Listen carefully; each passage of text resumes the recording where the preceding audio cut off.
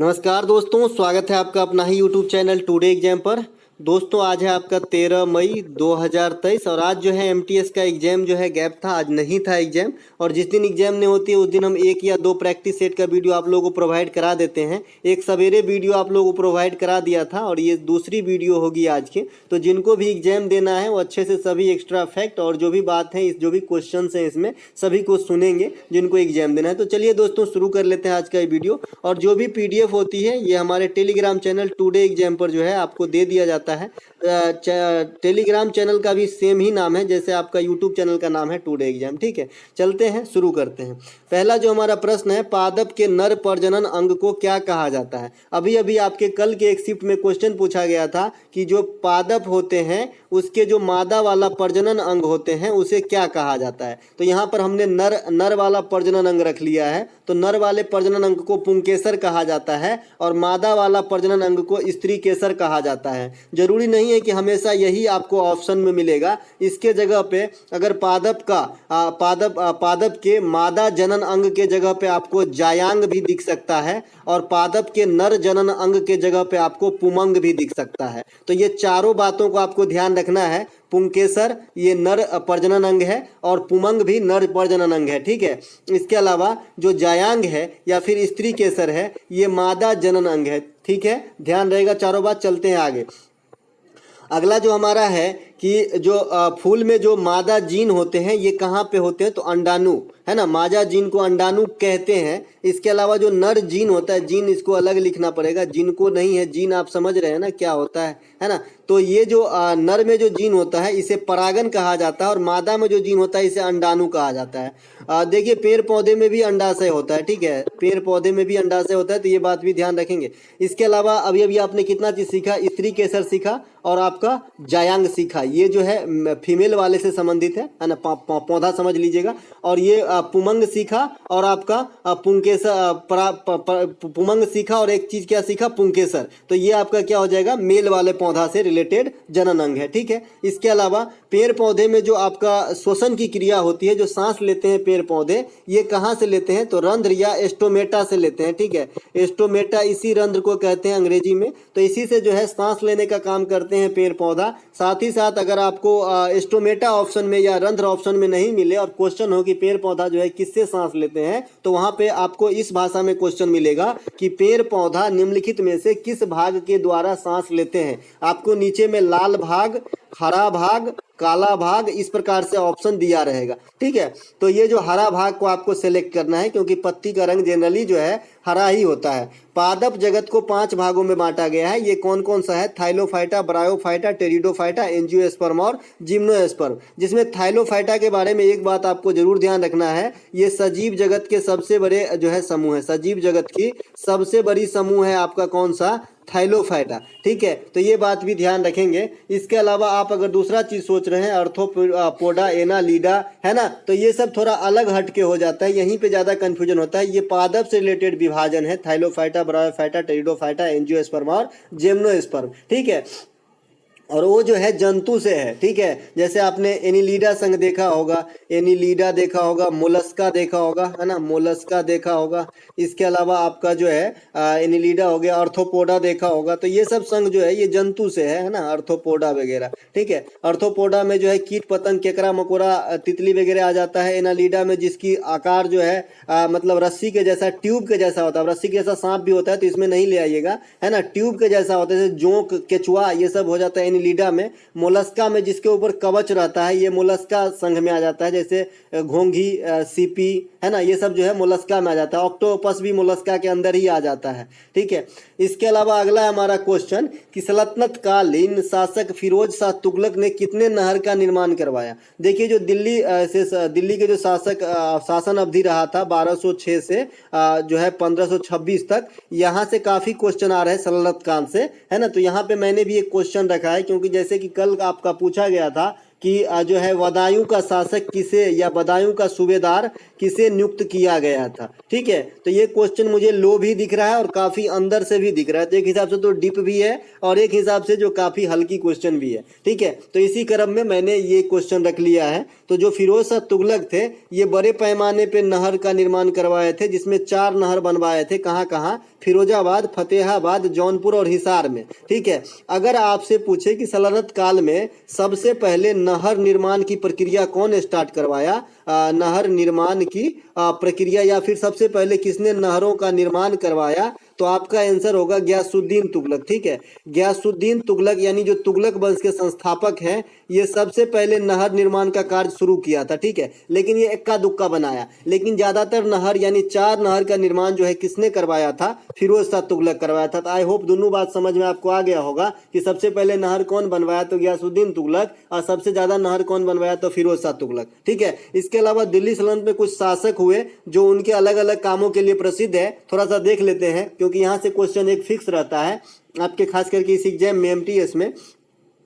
बाजार नियंत्रण प्रणाली जो है ये अलाउद्दीन खिलजी ने चालू किया था, है ना। बाजार नियंत्रण प्रणाली अलाउद्दीन खिलजी के शासन अवधि को डायरेक्ट पूछा जाता है, डायरेक्ट हिट करता है एग्जाम में कि 1296 से 1316 तक किस शासक का शासन अवधि है, तो आप बताएंगे अलाउद्दीन खिलजी का है। अलाउद्दीन खिलजी को सेकंड सिकंदर खुद को जो है अपना उपनाम रख लिए थे, जिसे सिकंदर सानी कहा जाता है। ठीक है, इसके अलावा अलाउद्दीन खिलजी ने दक्षिण विजित करने के लिए मलिक काफूर को चुना था, तो ये बात भी आपको ध्यान रखना है। कई दफा ये भी क्वेश्चन पूछा गया है कि दक्षिण विजय पाने के लिए जो है किसे सेलेक्ट किया था, तो मलिक काफूर को। इसके अलावा अलाउद्दीन खिलजी जो है ये सीरी का किला बनवाए थे, सीरी का किला, तो इसे भी ध्यान रखेंगे। ठीक है, सीरी का किला जो है अलाउद्दीन खिलजी ने बनवाया था। हजार खंभा महल का निर्माण भी अलाउद्दीन खिलजी ने ही करवाया है। तो ये सभी बात, अस्थाई सेना रखने वाला प्रथम जो शासक हुए थे उस काल के, तो ये भी अलाउद्दीन खिलजी ही हुआ था। ये खिलजी वंश के हैं, है ना। इसके अलावा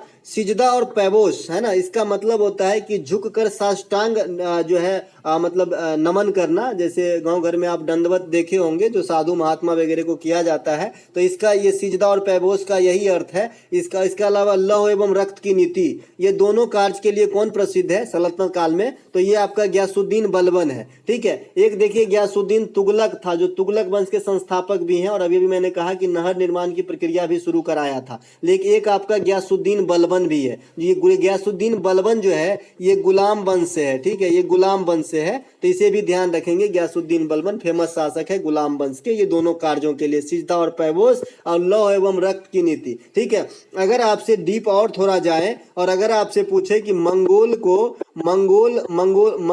आक्रमण को दबाने हेतु किसने जो है सेना का संगठन किया था गुलाम वंश के अंदर, तो आप जो है गयासुद्दीन बलबन को ही मार के आइएगा। ठीक है, ये अच्छे बड़े एग्जाम में आते हैं इतने डीप से क्वेश्चन। ठीक है, इसके अलावा मोहम्मद बिन तुगलक के बारे में 2-3 क्वेश्चन आता है कि इसके समय जो है कौन सा यात्री आया था, तो आप कहेंगे इब्न बतूता आया था। इब्न बतूता जो है ये मोरक्को के रहने वाले थे। ठीक है, और रेहला नामक एक पुस्तक लिखा था, तो 3 बात इब्न बतूता से याद रखेंगे। इसके अलावा मोहम्मद बिन तुगलक सल्तनत काल में सबसे अधिक पढ़े लिखे शासक थे। ठीक है, ये सबसे अधिक उस समय पीएचडी किए थे, माफ कीजिएगा मजाक कर रहे हैं, पीएचडी नहीं, लेकिन सबसे ज्यादा जो है पढ़े लिखे थे। ठीक है, इसके अलावा इसके बारे में क्वेश्चन आता है कि कौन से सल्तनतकालीन शासक जो है राजधानी को दिल्ली से दौलताबाद स्थानांतरित कर दिया था, तो ये जो है मोहम्मद बिन तुगलक ही है, जिन्होंने राजधानी को स्थानांतरित करके कहाँ ले गए थे, दौलताबाद ले गए थे। तो ये बात भी आपको ध्यान रखना है। इसके अलावा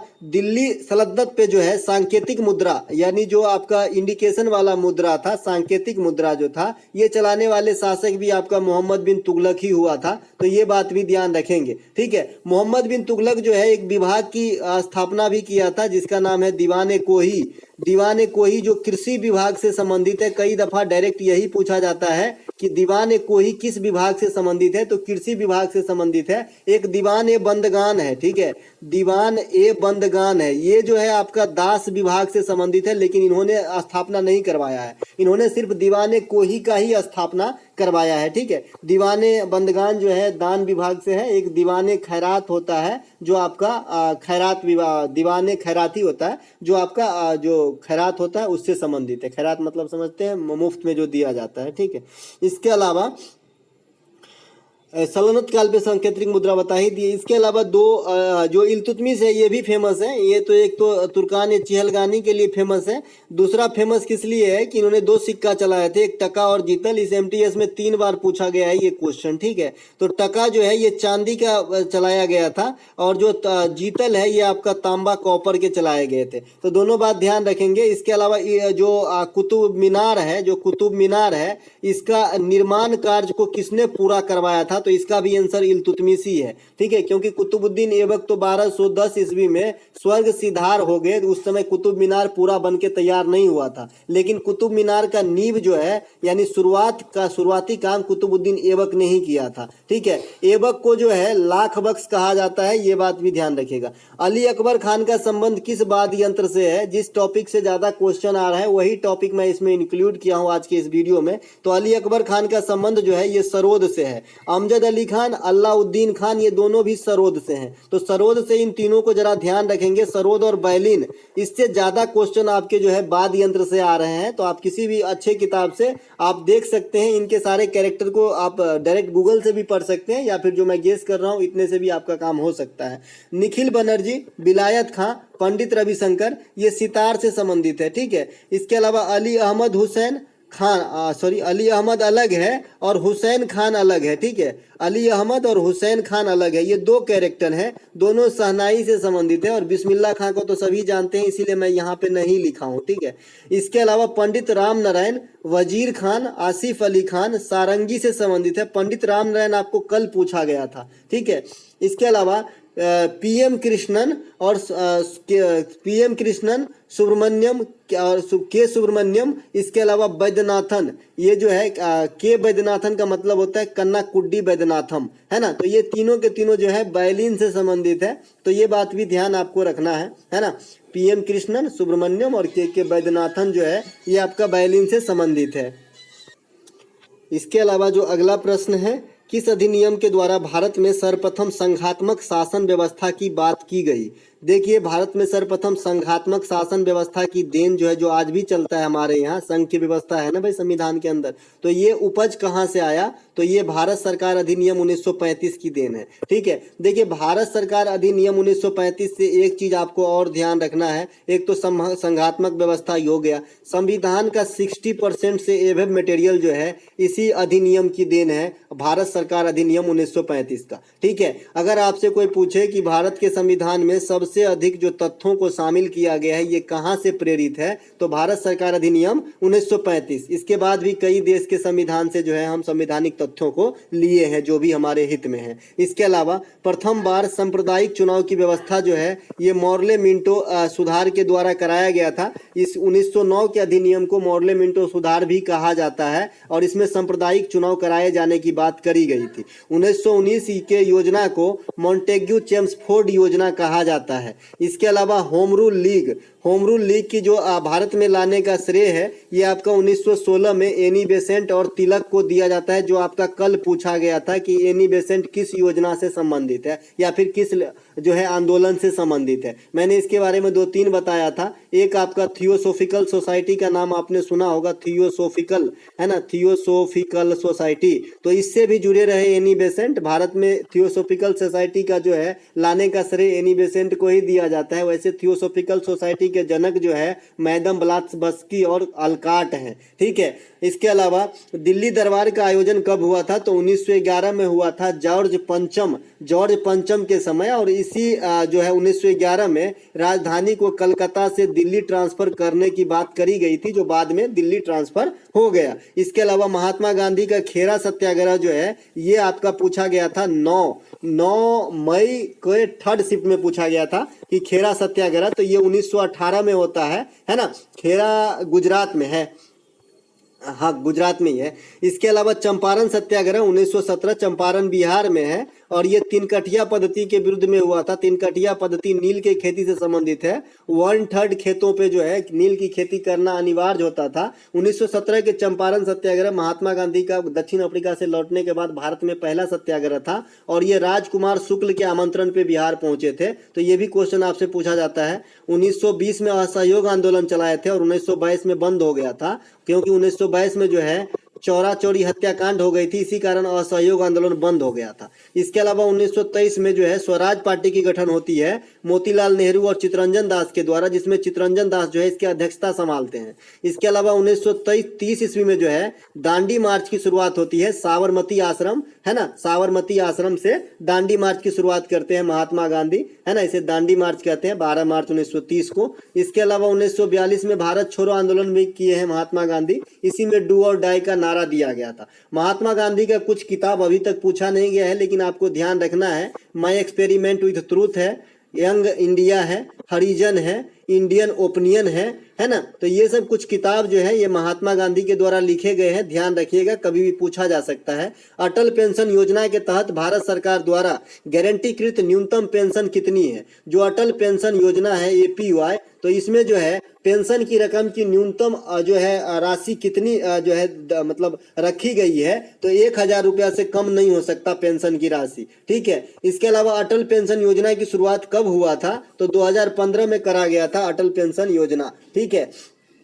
इसके अलावा अटल पेंशन योजना में लाभार्थी की उम्र सीमा आपसे बार बार पूछा जाता है, तो 18 से 40 वर्ष। CHSL में ये क्वेश्चन कई बार पूछे गए हैं कि अटल पेंशन योजना में लाभार्थी का उम्र सीमा क्या होना चाहिए, तो 40 से 18 वर्ष के बीच में होना चाहिए। इसके अलावा जो आदमी नौकरी वगैरह में आ जाता है, और आजकल जो आप पुराने ओल्ड पेंशन का जो होड़ देखते रहते हैं कि OPS लागू होना चाहिए, आप कहीं भी इसके बैनर रेलवे पटरी के किनारे वगैरह जो है लगे रहते हैं, होर्डिंग वगैरह, या फिर ऐसे दीवार पे जो है पेंट किया रहता है कि OPS बहाल करो, है ना, जो यूनियन वगैरह होते हैं। तो जो अभी NPS चल रहा है, इसमें भी आप अटल पेंशन योजना का लाभ ले सकते हैं, ठीक है। सेंगकूट त्योहार किस राज्य का प्रमुख त्योहार है? देखिए जो अभी सेंगकूट त्योहार जो है, देखिए आप जैसा कि जानते हैं, जैसे कल भी पूछा गया था कि गारो खासी जो है ये पहाड़ी आपके किस भाग में है, तो इसका आंसर है पूर्वोत्तर भाग में, है ना, उत्तर पूर्वी भाग में है या पूर्वोत्तर भाग में है, ठीक है। तो देखिए मैंने बता रखा है कि भाई गारो खासी जयंतिया ये तीनों जो है पहाड़ी के भी नाम है, और ये तीनों जो है जनजाति समुदाय के नाम भी है। तो यहाँ पे अलग अलग इन तीनों जनजाति की अलग अलग त्योहार हैं, तो इनके बारे में आपको ध्यान रखना है, क्योंकि यहाँ से प्रतिदिन यानी मेघालय से एक क्वेश्चन कॉमन कर रखा है, या तो बारिश के रिगार्ड में पूछता है या गारो खासी के रिगार्ड में पूछा जाता है, चाहे जैसे भी पूछे वो पूछता जरूर है मेघालय से कुछ ना कुछ, है ना। तो ये देखिए मेघालय से मैं रखा हूँ, तो सेंगकूट त्योहार जो है ये मेघालय से है। मेघालय में यह त्योहार खासी समुदाय के लोगों के द्वारा मनाया जाता है, फसलों की अच्छी पैदावार होने की चाहत से। इसके अलावा बांग्ला महोत्सव ये कई दफा CGL वगैरह में भी पूछा गया है। बांग्ला महोत्सव मेघालय में ही गारो जनजाति के द्वारा मनाया जाता है। तो यहाँ से अगर पार्टिकुलर जो बड़े एग्जाम होता है CGL वगैरह CHSL वगैरह, यहाँ पे ऐसे ही क्वेश्चन पूछे जाते हैं कि मेघालय में गारो जनजाति के द्वारा निम्न में से कौन सा त्योहार मनाया जाता है। वहां पे 4 त्योहार जो मेघालय के ही होंगे दे देंगे, और आपको बांग्ला महोत्सव का चुनाव करना होगा। इसके अलावा एक है वादी खलम त्योहार, ये त्योहार जयंतिया जनजाति के द्वारा मनाया जाता है। तो आपने तीनों जनजाति जो वहाँ पाए जाते हैं बड़े पैमाने पर, ऐसा नहीं कि 3 ही पाए जाते हैं भाई, और भी पाए जाते हैं, लेकिन जो 3 विस्तृत जनजाति समुदाय हैं उनके 3 अलग अलग त्योहारों का नाम आपने देखा। एक सेंगकूट है जो आपका किससे कौन मना रहा था, खासी, और एक आपका बांग्ला त्योहार है जो कौन मनाते हैं, गारो, और एक आपका बदी खलम त्योहार है जो कौन मनाते हैं, जयंतिया। इसके अलावा ये तीनों पहाड़ी भी है वहां पे मेघालय के अंदर। इसके अलावा मेघालय में एक नौकरेक संरक्षित क्षेत्र है या आरक्षित क्षेत्र है, तो इसे भी ध्यान रखेंगे, नौकरेक, है ना, ये कई दफा पूछा गया है, नौकरेक, है ना, जो गारो पहाड़ी में ही स्थित है। इसके अलावा मासिन राम तो जानते ही सब ज्यादा वर्षा होता है। इसके अलावा निम्नलिखित में से कौन सा बाह्य या बाहरी ग्रह का उदाहरण है? हमने आपसे कहा था कि जो सूर्य से 4 गो नजदीक का ग्रह है इसे आंतरिक या पार्थिव ग्रह कहा जाता है, और जो 4 गो दूर का ग्रह है इसे बाह्य या जो है बाह्य ग्रह कहा जाता है या बाहरी ग्रह कहा जाता है, ठीक है। तो ये 4 गो ग्रह कौन सा है? तो सूर्य के सबसे छोटा लड़का बुध है, तो सबसे छोटा लड़का अपने पिताजी के पास है बुध। बुध के बाद आ जाता है शुक्र, क्योंकि पृथ्वी की बहन है, 2 बहन एक जगह ही रहेगी। 3 नंबर पे हमें याद रखना है अपना अर्थ, और 4 नंबर पे आपको दिन के हिसाब से पढ़ देना है। तो आपको रविवार से स्टार्ट कर दिए, रवि कोई ग्रह नहीं होता, सोम भी कोई ग्रह नहीं होता, ग्रह होता है मंगल। तो बराबर पृथ्वी के बगल में मंगल आ गया। अब आना चाहिए बुध, लेकिन आपने बुध पहले ही ले लिया है, तो हमें बुध के बाद आया बृहस्पति, बृहस्पति ले लिया, अब आना चाहिए शुक्र, लेकिन आपने शुक्र पहले ही ले लिया है, तो हमें अब लेना पड़ेगा शनि और फिर अरुण वरुण। तो आपको सूर्य से बढ़ते दूरी के अनुसार ग्रहों का क्रम इस प्रकार से याद रखेंगे तो आप जिंदगी में कभी भी नहीं भूलेंगे। इसके अलावा अगर क्षेत्रफल के हिसाब से ग्रहों का क्रम आपसे पूछा जाता है तो आपको एक बात याद रखना है कि जो हमारा अर्थ है इसका क्षेत्रफल के हिसाब से 5वीं सबसे बड़ा ग्रह है, ठीक है। और 2 ऊपर से याद रखना है, बृहस्पति शनि अरुण वरुण, बृहस्पति शनि अरुण वरुण। अब बोल देना है 5 नंबर पे पृथ्वी, अब फिर दिन का क्रम आपको पढ़ देना है, ठीक है। अब इसके बाद में क्या हो जाएगा, पृथ्वी के बाद मंगल और तब हो जाएगा शुक्र और तब हो जाएगा बुध, उल्टा पढ़ देना है, ठीक है। तो इस प्रकार से क्षेत्रफल के हिसाब से हो गया, उस प्रकार से सूर्य से बढ़ते हुए दूरी के अनुसार हो गया।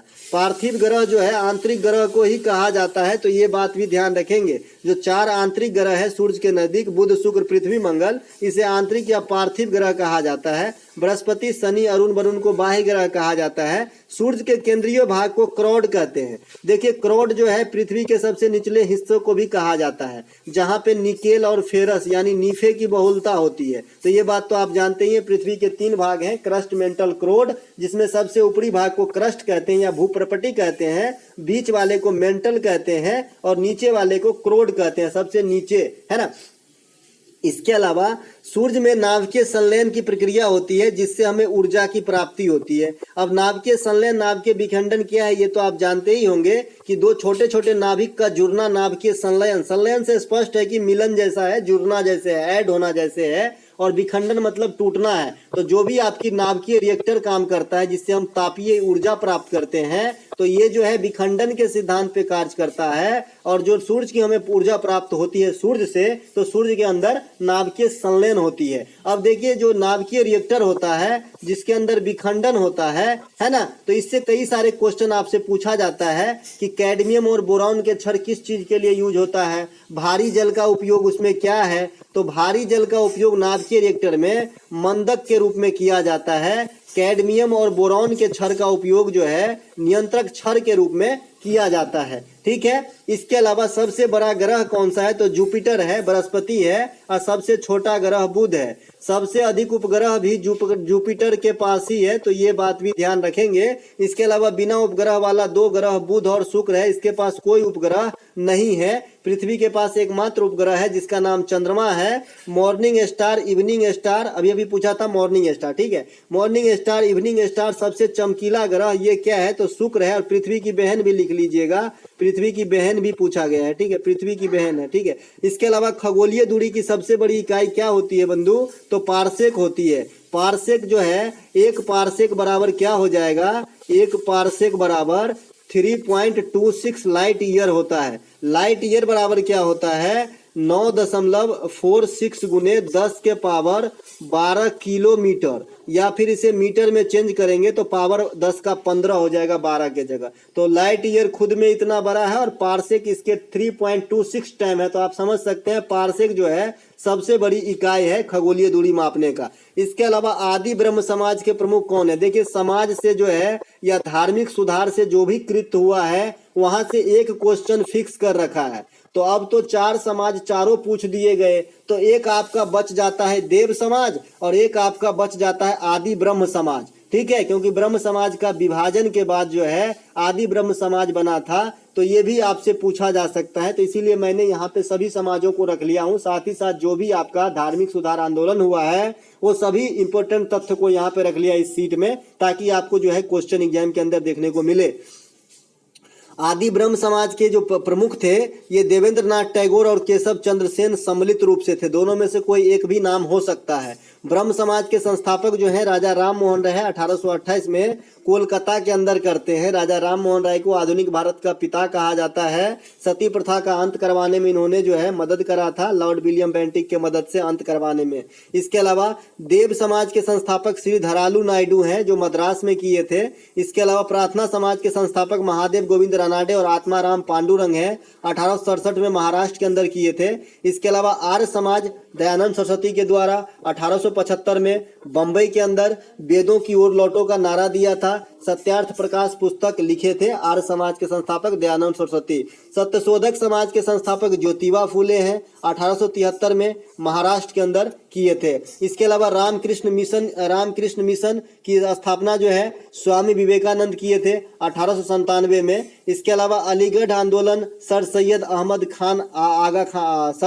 अहमद खान चलाए थे। देखिए आगा खां का बात आ गया है, तो आगा खां जो है, आगा खां और समीउल्लाह खां ये मुस्लिम लीग के संस्थापक हैं, ठीक है। यहाँ पे सर सैयद अहमद खां है जो आपका अलीगढ़ आंदोलन के जो है नेता रहे थे। इसके अलावा आपसे पूछा गया था अभी पुरंदर की संधि, हमने इस क्रम में 3-4 संधि और रख लिया है। तो सालाबाई की संधि कब हुई थी? तो सालाबाई की संधि 1782 में हुई थी। किसके किसके बीच हुई थी? ईस्ट इंडिया कंपनी और मराठों के बीच। देखिए इस प्रकार की जो ज़्यादा संधि है, ज़्यादा में इंक्लूड मराठा शासक रहे हैं। जैसे पुरंदर की संधि ये आपका जय सिंह और शिवाजी के बीच में हुआ था। कब? 1665 में। शिवाजी के नाम के पीछे छत्रपति शिवाजी लगाना बहुत जरूरी है क्योंकि महान कैरेक्टर थे। इसके अलावा इलाहाबाद की संधि जो है 1765 ईस्वी में हुआ था, रॉबर्ट क्लाइव और मुगल बादशाह शाह आलम द्वितीय के बीच, है ना। ये जो है 1764 में जब आपका बक्सर के युद्ध में पराजय होती है, इसके बाद का ये संधि होता है। लेकिन एक चीज हमेशा याद रखना कि बक्सर के युद्ध में अंग्रेज के तरफ से मुनरो लड़ रहे थे, लेकिन इलाहाबाद की संधि जो है रॉबर्ट क्लाइव के बीच में हुआ था। तो ये बात भी आपको ध्यान रखना है। इसके अलावा बेसीन की संधि इसी फॉर्म में आता है, 1802 ईस्वी में हुआ था, बाजीराव द्वितीय और अंग्रेजों के मध्य, ठीक है। इसके अलावा देखिए बाजीराव द्वितीय से एक क्वेश्चन मैं आप यहाँ पे इसके रिलेशन में बताना चाहूंगा कि मराठा साम्राज्य के द्वितीय संस्थापक किसे कहा जाता है? तो बालाजी विश्वनाथ को कहा जाता है। बालाजी विश्वनाथ को जो है ये मराठा साम्राज्य के द्वितीय संस्थापक कहा जाता है, तो ये बात आप ध्यान रखेंगे। इसके अलावा मर्लिन नेशनल पार्क किस राज्य में संबंधित है या स्थित है? तो ये आपका मिजोरम में स्थित है। कल आपका पूछा गया था, ये कर्नाटक का पूछा गया था। कर्नाटक का कौन सा पूछा गया था? हाँ, कोई एक कर्नाटक का नेशनल पार्क जो है कल पूछा गया था, है ना। तो ये मर्लिन नेशनल पार्क जो है ये आपका मिजोरम में है। मिजोरम की जो अन्य नेशनल पार्क है ये आपका ब्लू माउंटेन नेशनल पार्क है। ये CGL में भी पूछा गया और CHSL में भी पूछा गया था, ब्लू माउंटेन नेशनल पार्क। और एक आपका पिन वैली नेशनल पार्क, ये भी काफी रिपीट होते हैं, ठीक है। पिन वैली कहाँ पर है? हिमाचल प्रदेश में है, दिन में बताया था। Mount Harriet national park, Mahatma Gandhi national park ये अंडमान निकोबार में है। और भगवान महावीर नेशनल पार्क, है ना, इस प्रकार से।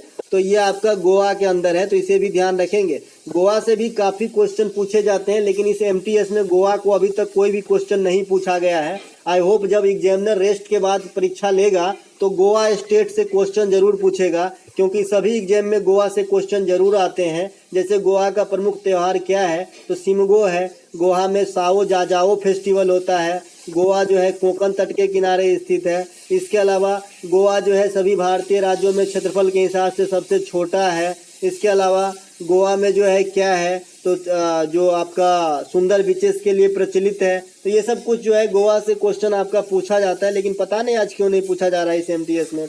इसके अलावा बक्सा टाइगर, अच्छा अंडमान निकोबार में और भी कुछ है, साइडल पीक है, ये ध्यान रखेंगे, साइडल पीक और बैरन द्वीप, ठीक है। बैरन द्वीप दोनों अंडमान निकोबार में है। इसके अलावा south button, north button national park भी है। गैलेटिया नेशनल पार्क भी है, गैलेटिया नेशनल पार्क भी है। कंपावेल नेशनल पार्क भी है आपका, कहाँ पे? अंडमान निकोबार में। साथ ही साथ मैंने अंडमान निकोबार से जो चैनल डिग्री अलग करता है ये मैंने बता रखा है, आपको आजीवन के लिए याद हो गया होगा। देखिए मैंने बताया था, एक लिखा रहता है कि भाई लिटिल अंडमान को कार निकोबार से कौन अलग करता है। तो जब ये लिटिल अंडमान लिखा तो लिटिल मतलब क्या होता है भैया? छोटा। और मैंने क्या बताया था कि छोटा से बड़ा को जो अलग करने का काम या जोड़ने का काम करता है ये बड़का डिग्री करता है। तो अपने पास 3 डिग्री रहता है इस फॉर्म में, 10 डिग्री, 9 डिग्री और 8 डिग्री, ठीक है। तो 10 डिग्री जो है छोटका से बड़का को जोड़ेगा, लिटिल अंडमान से कार निकोबार को। और जो 8 डिग्री रहता है उसका समान प्रोनाउंसिएशन है, जैसे मालदीव से मिनिकॉय,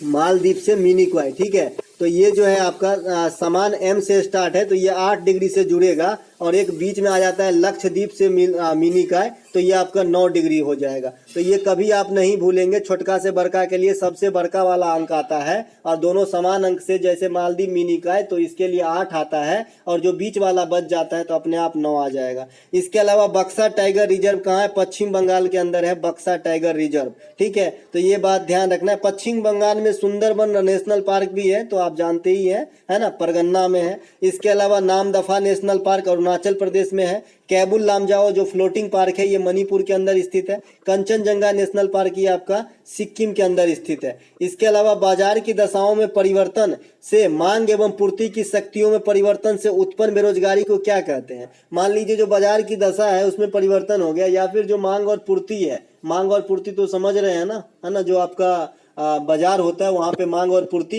है ना, अर्थशास्त्र में तो समझते ही होंगे, इतना छोटा सा टर्म है।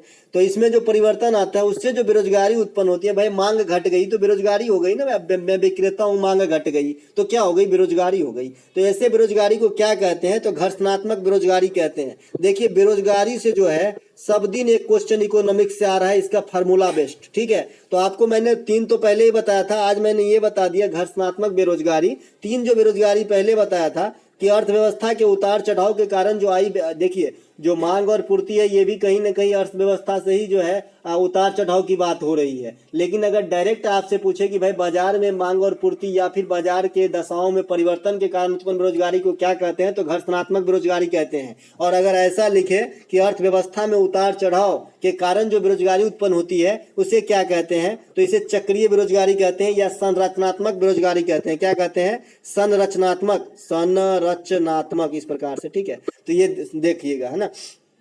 इसके अलावा क्षमता से कम काम कर पाना, जैसे मेरे पास मान लीजिए मेरे पास जो है, मान लीजिए मुझे 10 रोटी खाने की खाना समझ लीजिए काम है, यहाँ पे मुझे 10 रोटी खाने का जो है क्षमता है, लेकिन मुझे 5 ही मिल रहा है। काम समझ लीजिए कि मैं 10 रुपया कमा सकता हूँ, मैं 5 ही रुपया कमा रहा हूँ। तो अपने जो क्षमता है उसका मैं पूरा यूटिलाइज नहीं कर पा रहा हूँ और मजबूरी भी होती है कि नहीं कर सकता है। जैसे कृषि क्षेत्र में देखिए, आप उसी छोटे से खेत में, उसी छोटे से जोत में सब दिन काम करेंगे, उनको लगता है कि मैं रोजगार पूर्ण हूँ, लेकिन वास्तव में वो बेरोजगार हो रहा होता है क्योंकि उसके पास कोई ऑप्शन नहीं होता है। तो ऐसे बेरोजगारी को प्रच्छन्न बेरोजगारी कहते हैं, खास करके ये ग्रामीण इलाके में होते हैं, ठीक है। इसके अलावा एक मौसमी बेरोजगारी होता है जो एक निश्चित समय अंतराल के अवधि पर जो है दोहराता है। जैसे मैंने बताया था कि खरीफ फसल और रबी फसल के बीच में जो समय बच जाता है और जिसके पास सुविधा नहीं होता है तो वो किसान जो है बैठे रहते हैं जनरली, तो ये मौसमी बेरोजगारी है ना। इसके अलावा जब कोई व्यक्ति कोई रोजगार या कोई काम करना ही नहीं चाहता हो, खाली खाओ और सोए रहो ऐसा चाहता हो,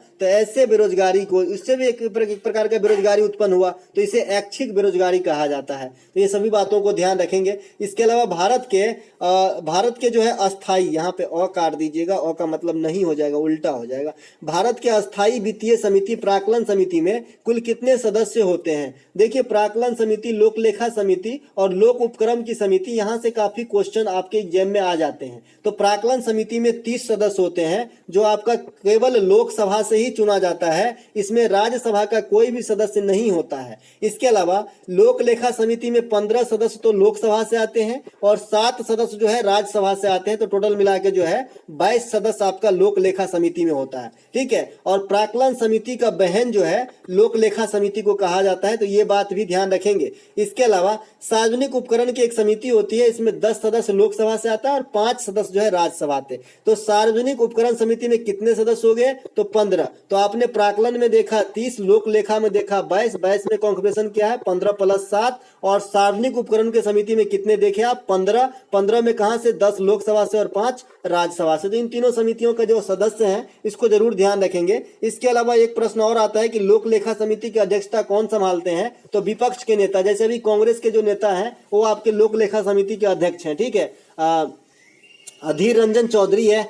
इसके अलावा प्राक्कलन समिति का कार्यकाल कितने समय का होता है? तो 1 वर्ष का। और लोक लेखा समिति का कार्य भी जो है 1 वर्ष का होता है, ठीक है, 1 वर्ष का होता है। तो ये बात भी ध्यान रखेंगे। इसके अलावा नियंत्रक एवं महालेखा परीक्षक किसी समिति लोक लेखा समिति से भी जुड़ी होती है, तो ये बात भी ध्यान रखेंगे। इसके अलावा लोक लेखा समिति को जो प्राक्कलन समिति है इसका जुड़वा बहन कहा जाता है, जैसे मैंने अभी अभी आपको बताया है। इसके अलावा किसी विशिष्ट धर्म की अभिव्यक्ति के लिए करों की भुगतान की स्वतंत्रता, है ना। कोई अगर आप विशेष धर्म को फॉलो कर रहे हैं तो आपको कर देना है या नहीं देना है, आप पे प्रेशराइज नहीं किया जाएगा, आप स्वतंत्र हैं। तो ये जो है कौन सा आर्टिकल आपको इस प्रकार का जो है सुविधा मुहैया कराता है, तो आर्टिकल 27। आप जानते हैं कि आर्टिकल 25 से लेकर 28 तक जो है ये धर्म से संबंधित है, तो इसमें 27 को स्पेसिफिक मैंने इसलिए रखा क्योंकि ये क्वेश्चन आ चुका है कि टैक्स फ्री जो धार्मिक कार्य होते हैं ये किस आर्टिकल में है, तो आपका 27 हो जाता है। इसके अलावा आर्टिकल 14 से 18 जो है इक्वलिटी का राइट है, समानता का अधिकार है। इसके अलावा 23 और 24 जो है ये शोषण के विरुद्ध अधिकार है, जो मैं बता चुका हूँ 23 क्या है 24 क्या है। इसके अलावा 29 और 30 जो है ये अल्पसंख्यक वर्गों को संरक्षण प्रदान करने से उनके शिक्षा संबंधी, उनके संस्कृति संबंधी, है ना। इसके अलावा आर्टिकल 32 जो है ये संवैधानिक उपचारों के अधिकार से संबंधित है। रिट भी सुप्रीम कोर्ट इसी जारी करता है, इसे भीमराव अम्बेडकर साहब आत्मा कहे थे संविधान के। इसके अलावा निम्नलिखित में से कौन सा स्थलाकृति नदी के द्वारा उत्पन्न नहीं होता है, ये भी क्वेश्चन पूछा जाता है आपको भूगोल से, है ना। नदी के द्वारा जो स्थलाकृति उत्पन्न होती है ये तो डेल्टा होती है। डेल्टा कुछ इस प्रकार का होता है जी, त्रिभुज में थोड़ा सा आगे, ये डेल्टा मैथ में आप पढ़ते हैं ना, डेल्टा गामा बीटा, है ना, अल्फा, है ना। तो इसी प्रकार से डेल्टा क्या होती है कि जब नदी जब बह के जाती है तो उसके मुहाने पे जो अवसाद होता है, नदी का अवसाद आप समझ रहे हैं, जो बहा के ले जाते हैं तो ये एक जम जाता है, अवसाद जो है जमा हो जाता है, एकत्रित हो जाता है, जो डेल्टा कुछ इस प्रकार से बन जाता है, तो इसे ही डेल्टा कहा गया है। दुनिया में सबसे बड़ा डेल्टा जो है ये सुंदरबन डेल्टा है, जो आपके पश्चिम बंगाल में है। इसे गंगा ब्रह्मपुत्र डेल्टा भी कहा जाता है, ठीक है। तो जो नदी के द्वारा बनता है ये तो आपने एक देख लिया, डेल्टा समझ में ही आ गया, तो याद रखने की जरूरत नहीं है। गॉर्ज भी होता है, कैनियन भी होता है, गोखुर झील आपसे पूछा जाता है कि भाई गोखुर झील का निर्माण किससे होता है, तो नदी के द्वारा होता है। ये कैसे होता है कि मान लीजिए कि नदी टेढ़ी मेढ़ी बह रही है, लेकिन एक समय पानी का प्रेशर आया और नदी सीधा बहना स्टार्ट कर दिया, जो ये टीढ़ा वाला जो ये स्थान छूट गया, ये जो छूट गया ये एक झील का रूप ले लेता है, जिसे गोखुर झील कहा जाता है, ठीक है, साधारण भाषा में। इसके अलावा हवा द्वारा उत्पन्न जो स्थलाकृति होता है ये लोयस वगैरह होता है, टिब्बा वगैरह होता है ना, टिब्बा भी होता है आपका हवा के द्वारा उत्पन्न स्थलाकृति, जो बालू के छोटे छोटे कण को उड़ा के ले जाते हैं और कहीं पे जमा कर देता है ना, तो इसे बालू का स्तूप या टिब्बा भी कहा जाता है। इसके अलावा हिमनद द्वारा उत्पन्न स्थलाकृति, जैसे यू आकार की घाटी, आपने कई बार एग्जाम में अटेंड किया होगा कि यू आकार की घाटी का निर्माण किससे होता है, तो हिमनद से होता है। इसके अलावा फियोर्ड का निर्माण भी आपका जो है किससे, हिमनद से ही होता है। इसके अलावा विश्व में सबसे अधिक बड़ा डेल्टा सुंदरबन हो ही गया। इसके अलावा सुंदरबन डेल्टा के बारे में 2 क्वेश्चन और पूछा जाता है कि यहाँ पे जो बंगाल टाइगर है पाया जाता है, एक तो है ना बंगाल टाइगर। इसके अलावा सुंदरी का वृक्ष पाया जाता है, इसी के नाम पे तो पड़ा है। इसके अलावा यहाँ पे किस प्रकार की वन है, तो वो बताइएगा कि मैनग्रोव वन है, क्या ना, मैनग्रोव वन है। मैनग्रोव एक दलदल वाली वन होती है, जैसे गांव घर में बाढ़ आने के बाद पांक आ जाता है ना। इसके अलावा विश्व में पहला हृदय प्रत्यारोपण किसने करा था, तो विश्व में सबसे पहले हृदय प्रत्यारोपण जो है डॉक्टर क्रिस्टन बोनार्ड ने 3 दिसंबर 1967 को किया था। डॉक्टर क्रिस्टन बोनार्ड जो है साउथ अफ्रीका के रहने वाले थे और साउथ अफ्रीका में ही केपटाउन शहर है, वहीं पे ये काम किए थे। डीएनए का खोज कौन किए थे भैया, वाटसन एवं क्रिक किए थे। डीएनए क्या होता है ये आप सभी जानते हैं, डीएनए आरएनए को, है ना, डायोक्सी राइबो न्यूक्लिक एसिड और राइबो न्यूक्लिक एसिड, रियो न्यूक्लिक एसिड का आरएनए का, और उसमें डाईऑक्सी लग जाता है डीएनए में, ठीक है। इसके अलावा ribo nucleic acid, डायोक्सी ribo nucleic acid, ठीक है। इसके अलावा डीएनए क्यों इंपॉर्टेंट है, तो इससे जो है चोर बलात्कारी माता पिता इत्यादि का भी पता लगाया जा सकता है डीएनए से। तो डीएनए जो है ये कहाँ कहाँ होता है, तो नाभिक में होता है, माइटोकॉन्ड्रिया में होता है, क्लोरोप्लास्ट में होता है। तो ये बात भी ध्यान रखेंगे, यहाँ से भी कई दफा क्वेश्चन आया है। बैसाखी का त्योहार, अच्छा ये मैं बताना नहीं चाह रहा हूँ, सिर्फ ये बता रहा हूँ, याद दिलाना चाहता हूँ कि ये जो कैलेंडर है इसके नव वर्ष जरूर याद कर लीजिएगा अगर आपको एमटीएस का एग्जाम देना है, क्योंकि एक क्वेश्चन इससे फिक्स करके रखे हैं। तो कुल मिला के 4 क्वेश्चन जो है आर्ट एंड कल्चर से फिक्स करके रखा है। एक तो वाद्य यंत्र से पूछता है, एक संगीतज्ञ किससे संबंधित है या इसको अवार्ड कब मिला, एक आपसे कहीं का लोक नृत्य पूछता है, और एक आपका जो है एक और पूछता है, एक तो एक वाद्य यंत्र, हाँ ये शास्त्रीय नृत्य फला शास्त्रीय नृत्य कहाँ का है। तो 4 क्वेश्चन तो यहीं से फिक्स है। एक पुराने बुक से पूछे जा रहे हैं तो 5 क्वेश्चन हो गए, है ना। इसके अलावा सल्तनत काल से जो है 1 क्वेश्चन रहता ही रहता है, तो 6 क्वेश्चन हो गया, है ना। तो इस प्रकार से बहुत सारे क्वेश्चन जो है ऑट भी हैं इस एमटीएस में कि हमें जो है करके जाए तो हम कर सकते हैं। मिलेंगे एक नए वीडियो में, तब तक के लिए जय हिंद।